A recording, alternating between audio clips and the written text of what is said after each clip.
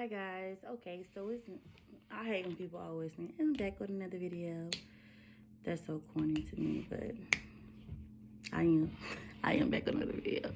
But in this video, as you can see by the title, I just want to be very transparent on my subscribers and basically give y'all a background on who Ashley is, like how did Ready Logistics come about, and so forth. So, in all reality, so excuse me how like it's raining outside. I just got my hair blew out and I don't want to calm it down. So y'all gonna get this right here, you feel me? When you work it all the time, you ain't cute. So don't let the people on the internet fool you. Sometimes you be working, you looking just like this. Okay? But anyway, so yeah guys. So ever since I was a kid or a teenager, I always been a hustler. Always been a hustler. So we had grew up in Norfolk, Virginia. So grew up in Norfolk, Virginia, in the hood. My mom moved out of Norfolk, Virginia probably like around 2008, 9-ish, 8, 9-ish. And she had moved to Charlotte, North Carolina. Moved to Charlotte, North Carolina. And we still stayed in like in the kind of semi-hood too. Oh my goodness, went through so much as far as like the struggle was real type. You hear me? When I moved here, I was probably like, when I moved to Charlotte, I was probably like 15. I think I was like 14, 15. And so, yeah, so my mom was a hardworking woman. She grinded her whole life. Like, she grinded her whole life. But it was hard, as a single parent, just like any other, black woman. It was hard. She raised 3 kids by herself. But I was the oldest out of 3. I have a little brother and a little sister. So basically, with that being said, fast forward time, I'm like in my early 20s at this point. So I'm like, you know what? Let me get my shit together. So, no, I'm probably like 19. So I done moved out of my house at 19 years old. Because I'm like, I need to get my shit together so at least my mom don't have to worry about me. She could just worry about my brother and sister. You know what I'm saying? Instead of me. Let me be one off your shoulders or whatever. Let me be one off your hands. So I grabbed me an apartment when I was like 18, 19 years old. Matter of fact, I graduated at 17. I graduated a year early, so I only did 3 years of high school. I went to summer school, Sunday school, all of just so I can get out of high school. So I graduated, I only did 3 years of high school. I got out of high school. As soon as I graduated, I got me an apartment. That was at 17, so I moved out like around 17, 18-ish. So when I got my first apartment, oh, it was lit. I didn't know how to act. I'm doing kickbacks. I'm doing the most. I'm like, hey, I'm cooking. Y'all come over, bring a bottle, da-da-da-da. But I always handle business, too. I was going to school. I was going to school to be a medical assistant. Then I was so lost, I didn't know what I really wanted to do. You know, when you're young, you really don't know what you want to do. I was going to school to be a medical assistant. So I was going to be a medical assistant, and I was working at the gas station, and I had my own apartment. Back then, rent wasn't nothing but $450. It was lit. So I'm like, dang, rent only $450. I'm going to school, so I'm getting refund checks. And I got my little work checks, so I'm good. I got me a little car. I'm good. Mind you, I end up moving out of the apartment, fast forward time, moved back home for a little bit. I was sick. Because I'm so used to being independent. I always had high expectations for myself. So, moved back home for a little bit, sick. Mom's still struggling. So, I'm trying to help her at this point. So, I'm like, okay, I need to move again. Boom, I found another job. I stopped at the gas station, found another job at a bank. Moved out again. Fast forward time, my mom had passed away my mom passed away August 2nd, 2016. So at that point, I really had to like take over and be the real big sister for my brother and sister. Like I had to make sure they graduated high school. Now, mind you, all this happened when I'm like 22. No, I'm 23. I'm I'm 23 years old. So everybody had to come move with me. I had to make sure everybody finished school, finish high school, go to school. But then when things like that happen, it's like my brother started lashing out. It was just a lot going on that a normal 23-year-old couldn't handle. You feel what I'm saying? And not only that, I had no help from no one. Like, you know how people after the funeral, they were like, yeah, we'll be there to help you. Call me if you need me. No one. You hear me? The people that you think is going to be there for you when you're going through a tragedy, when months pass, years pass, they are no longer to be found. It was literally just me and my brother and sister. The people that was like mainly there for me, I would say probably my friends. My friends was always there for me more than my family. I could say 2 or 3 family members, but other than that, no. So after that, I was like, I had a 1-bedroom townhome. Everybody was living with me. So I was like, what? I need to move. I need to make sure everybody is comfortable. This is too much. Everybody is aggravated. It's bad energy in the house. So I moved again. I prayed that I got this. They didn't want to let me out my lease. I have to get out of this apartment. So I ended up getting into a 4-bedroom house. I prayed my way into that house, y'all. Y'all don't understand. I prayed on my knees, crying tears, prayed my way into the house because it was too congested in that 1-bedroom. So we live in the 4-bedroom. So then everybody has their own space. Everything is cool. I'm not where I want to be, but we're cool. So then I'm getting slowly but surely getting myself back together. I made sure that my brother and sister graduated. So I got them on the right path. Cool. So now it's time to get me together. So, of course, I have a boutique as well. Well, I was running a boutique. I still do my hoodies, as you can see. Been ready. That's the name of the clothing line. But I was still doing my hoodies, but it just wasn't enough. It wasn't enough to make me happy. It was just something because my mother wanted me to do it. And I was like, dang, she passed away. I got to keep going with it. And back then in 2016, there wasn't no real life boutiques going around Charlotte.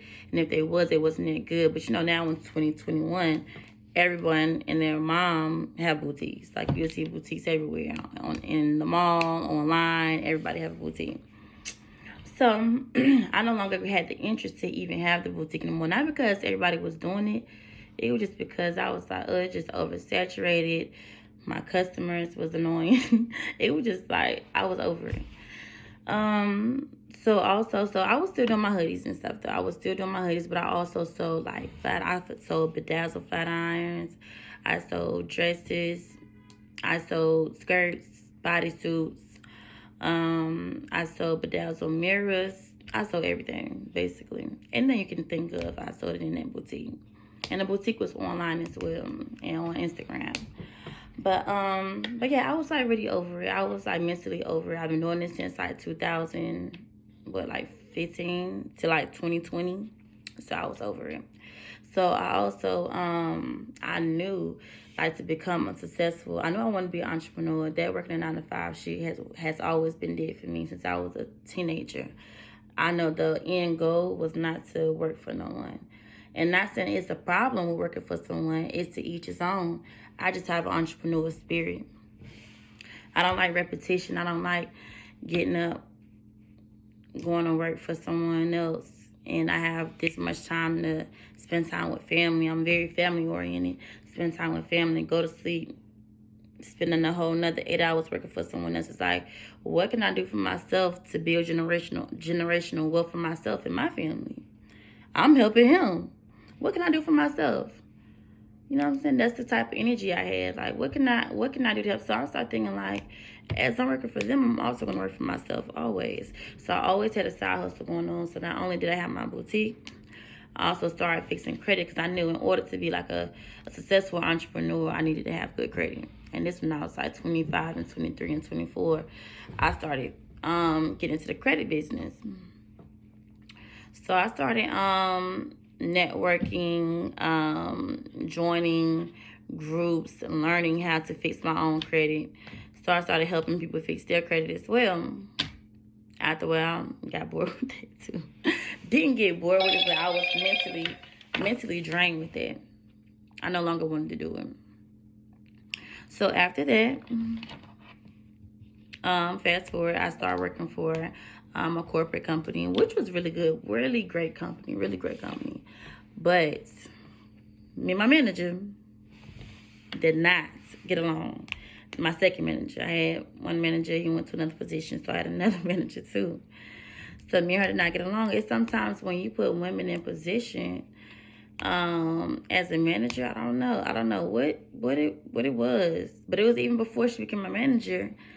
And I was seeing her, and it was like she used to not come to work and not speak to me. She'd speak to everybody else to me, like, hey Tom, hey Jerry, and see me right there and don't say anything to me, which is like real weird. So I'm the type of person, okay, if you don't speak to me, I'm not gonna, break my neck to speak to you. That's fine. That's not the way to be though, but that's how I was just carrying it. I ain't have time for that type of energy, I'm really big on energy. So after a while, like every week, the manager kept having a meeting with me. So mind you, while I'm working this corporate job, right? Now I love this job, it was cool. But after a while, I'm like, oh, I'm getting tired of the call centers. It was a call center job too. And it's like, call centers are very, very mentally draining. Just because you're sitting at home working, that can be mentally draining. Oh my gosh. I don't work call centers for at least 10 years of my life. I thought I would never get out of the call center. That's how long I've been working the call center. I'm like, can I ever get out of this? It's like, oh my gosh, can I ever get out of the call center life? Like, call centers was like, I was sick of it. I've been working call centers since I was like 19. No, not 19. I'm sorry. No, I was working at Circle K when I was 19. So this one since I was like 20 to 28. I've been working call centers. 20 to 27, I've been working call centers. So that's not 10 years, I'm sorry. Like 7 years. But it felt like my whole life. Because, oh my goodness, it's mentally draining. You be mentally exhausted. It's so much that comes with it. Just because you're working from home, it doesn't mean that. And then nowadays, these corporate jobs, they acquire so much out of you within 8 hours. It's like when you get off, you're going to be mentally tired, so you have no time to work for yourself. And I'm like, nah, it's not going to work like that with me, because when I'm working at home, that gives me all the time to work for my business too. When I'm working at home, I'm on the phone with truck drivers while I'm working at home. Yeah, you say you need to load. Okay, I'm putting these people on hold at work. So I was really starting to jeopardize my job. But at this point, I knew what was more important. What was more important to me was my business. And I was willing to make that sacrifice. Like I have different conversations with people, and they be like, oh no, I need the benefits. I need this. I'm so high strong on being an entrepreneur. I don't care about none of that. I don't care about none of that. I pay that hospital bill. Get me out of here. Give me financial freedom. Give me freedom of time where I can go to the store if I wanted to, and I'm not have to ask a manager, can I do it? I need freedom. Like, I don't care about none of that stuff that comes with a job. Like, yes, a job paid my bills, and that's why I got it. A job was able to help me fund my business for so many years, and that's why I had it. So, okay, sorry, I'm getting out of place, so let me go back. So, me and the manager, right, she kept on trying to, put me in meetings, like, oh, go in a meeting and let me talk to you. Oh, yeah, Ashley, you've been on hold this time, whole time. I'm like, oh, okay, trying to, and I'm going to fix it. Whole time, I'm like, girl, I'm working on my business. Because I already know what time it is. I already know what's going on. You can feel when you're about to get fired. You can just feel it in your spirit when you're about to get fired, right? Luckily, with me, I always had a plan B. You can never, have one up on me. I always have a plan B. I'm either have another job waiting on me, or my business is coming together. Well, I don't really need the job. You know what I'm saying? So, y'all, she didn't call me in the office with HR. For no reason. This time my numbers was good. I was managing my numbers and my business at the same time. How I was doing that, I do not know. By myself, I don't know how I was doing it, because I'm looking at my numbers at work and I'm looking at my business and I'm still managing my numbers right. But she just such a hater. She called HR on me, y'all. Maybe it was because of all the prior times, or maybe she's just because of the envy she had towards me. I don't know. But long story short, she fired me.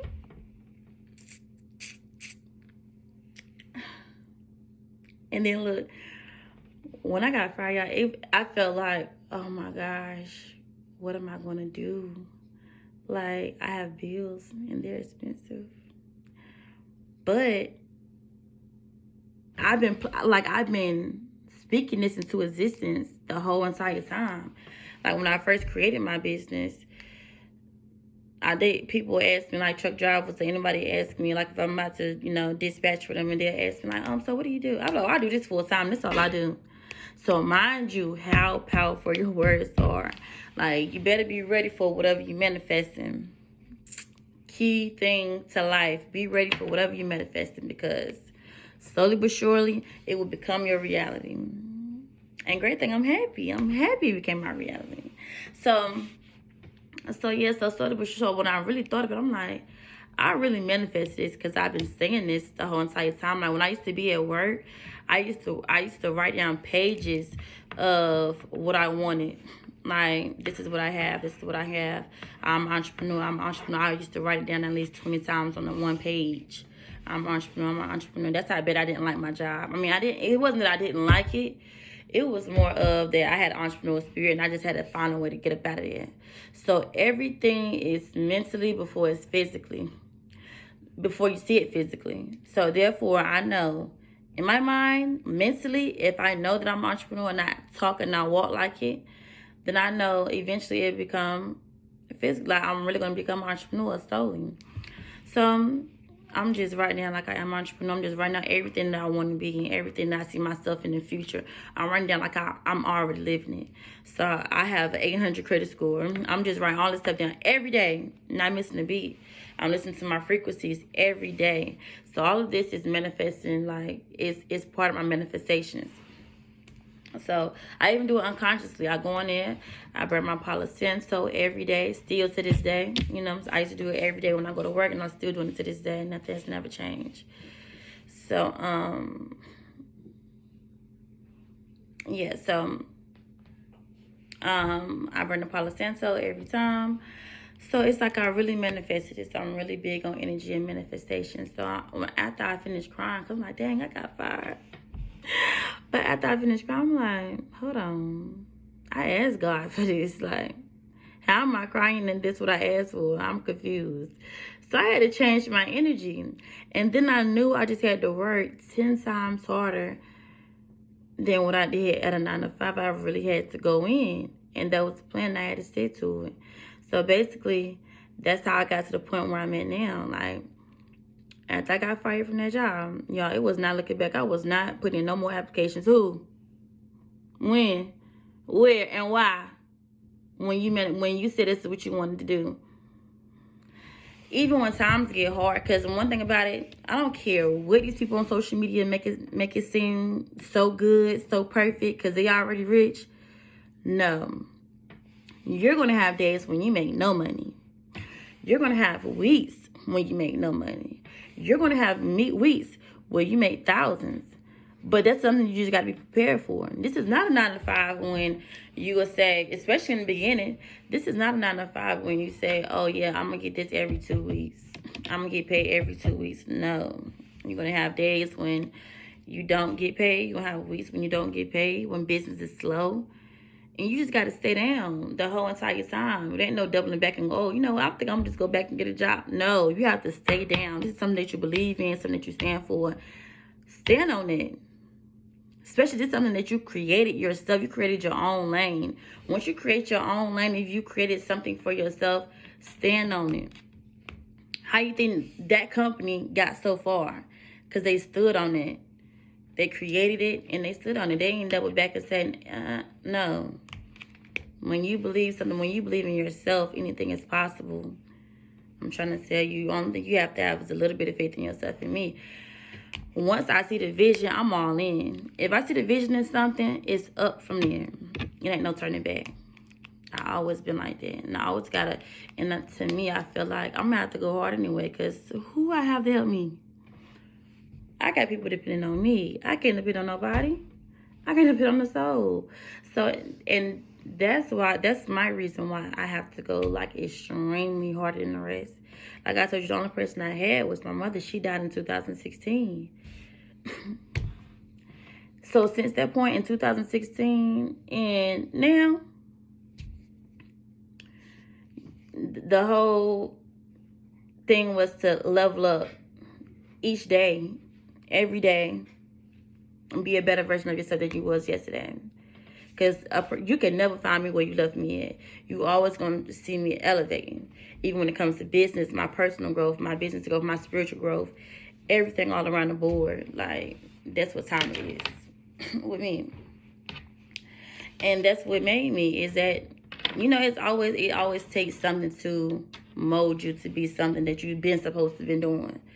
And I think that's what it was to me. It was my mother dying for me, because we was like this. It won't know just know that was my dog. Like, we was like, you feel me? Like, so when you have somebody that close to you to pass away, it's like, it makes you hungrier for more. Like, to me, it made me. And so not only that, I say that to say this. So I have told you how I did credit. I told you how I ran a boutique. And now you see I own a dispatching company. So as you can see, this dispatching company has changed my entire life. If I was still running that boutique and still doing credit, I would still have to find a 9-to-5. Seriously, I would still have to find a 9-to-5, because the income to me was just not enough. It wasn't consistent enough. It's just not enough. Dispatching, trucking, coming into the logistics world has really changed my life, and I'm forever grateful. Forever grateful. This career path that I chose was the best decision that I have ever made. Long story short, it gave me my financial freedom. I could wake up and do whatever I want to. I go to the truck yards when I want to. I mean, but I am in control of my destiny. I am in control of my schedule. I am in control. If I make $100, $1,000, or $10,000, or no dollars, I am in control. And that was my whole ordeal for me my whole entire life. I want to be in control of my own destiny. I don't want somebody to be out work slave for a 9-to-5, and one thing or two things I do wrong, they come to me and give me 2 taps on the shoulder, and my time is up. And then what I gotta do? And what if I'm in my 50s and I'm not qualifying for another? Well, what if I'm in my 60s and this is my only income? I have to just wait on my retirement check. It's so many what ifs. If a job lets you go, what are you gonna do? Start over and find another job. Got to do a whole interview process all over again. I don't even know how to interview. I don't even know how to be an interviewee no more. Is that even the word, an interviewee? I do the interviews. Like, I'm not trying to go through that process over again. I used to hate interviews. So why you want to work here? Cause y'all hiring. Duh. No, I'm just playing. But for real, like, that whole process is dead to me. Dead to me. But if you want to be in control of your own destiny, take action. Take action. Take action. And you got to step out on faith. You never going to think the right time is the right time. That's why sometimes if God will put you in uncomfortable situations so you can move. And that's what happened to me. He made me so uncomfortable so I could move. Like, if I was still comfortable in that job and just chilling and just doing it on the side and just working, and I wasn't wanting to be greater than what I would have still been doing it. If I was okay with that. But no, I was speaking to existence that I'm greater than this situation that I'm in. I'm greater than going to this 9-to-5 every day. I'm greater than this. I have greater plans for myself. Bigger vision for myself. I'm bigger than that. If you see yourself bigger than that, make a change to that. Been ready. I'm out.